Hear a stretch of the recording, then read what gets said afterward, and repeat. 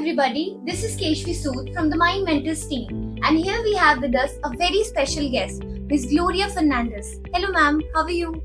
Hello, Keshvi. Lovely to meet you. Same here.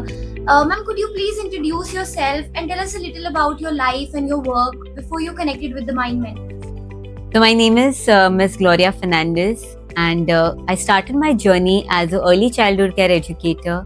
And currently, I'm serving as a student career counselor, parenting coach, and a child psychologist. My life was very simple when I started, before I started with Mind Mentors. A very simple family life, work, focusing on maybe workouts and just fitness. Apart from that, more than anything else, I enjoyed human behavior, noticing every small details. Even when something is happening in the background, I'll be very observant towards it. So this has been myself before I met Mind Mentors. Okay, ma'am, what were you hoping to find out when you reached out to Dr. Sween Sen? Well, as I had already mentioned that somewhere I always was fond of human behavior, but I really wanted to concretize my understanding, give a more scientific perspective to my knowledge and my liking. And I'd heard big names of Sween ma'am, that how her lectures are not based on theoretical knowledge, but rather, through storytelling and through very interpersonal understanding, she will engrave those things.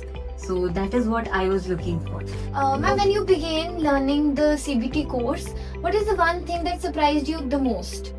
Well, the one thing that surprised me the most is that we always hear how powerful subconscious mind is, but somewhere Sween ma'am just changed the whole game, and she was like, it is not really a master, but really a very good servant. We just should know how to, train it. And that is where my things changed. Rather, I still remember the word she used was Ramu Kaka for subconscious mind. And that still, that analogy still stays with me whenever I'm tensed. I just have to remind myself that, okay, this is not the master, this is actually a servant. So, yes. That brings me to my next question. What is the one thing that stayed on with you, that you learned from that entire experience, that has changed the way you approach life now?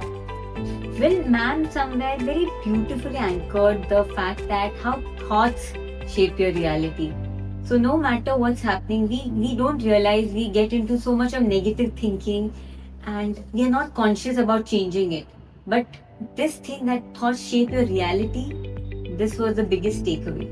Ma'am, just like you told that you are a child psychologist, so what is the one thing that you would want to tell the educators, the parents, the learners that they should know?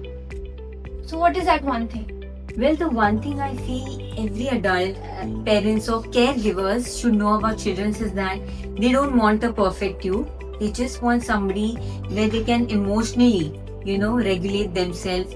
So it's very important to be emotionally be there, to work on things from your own traumas, to regulate yourself. And this is what they are seeking. So looking back, you've all told us about the professional growth and improvement. What is the personal improvement that you feel like you have gained from this course and this experience? Well, the personal thing would be that I have started trusting, the ma'am always emphasizes on psychoeducation, right? Yes. And knowing who you are, where you are coming from is very important to actually accept yourself fully. So that is the biggest personal change, because acceptance of who I am, why am I acting this way, that was the biggest thing in a person's. For someone who doesn't know what mind-blowing Shiros are, how would you describe them? Well, Community. The community is filled with all divas and very empowering souls. The community has a lot of empowerment, but at the same time there's that love, there's the softness, but at the same time there's that, firmness. So it's a blend of angels and warriors. So that is how I would describe. So what makes it different from the other learning communities? Well, as long as you're learning, it doesn't matter where you are. But again, there is this woman, there's this pure woman energy, the creative energy, and so much of love. There's a lot of love out here.